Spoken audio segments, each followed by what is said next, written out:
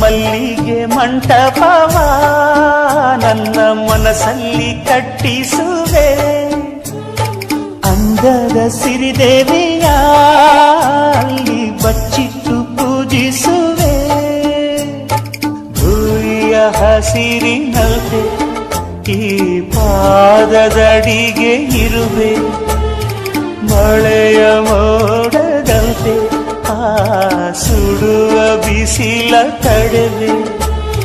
ಬಾಳ ತುಂಬ ನಾ ಬರುವೆ, ಹಸ್ತಕ್ಕೆ ರೇಖೆಯ ಹಾಗಿರು. ಚಂದ ಚಂದದ ಸೇವಂತಿಯ ಅಂದಕ್ಕೆ ಕಾವಲು ನಾನು.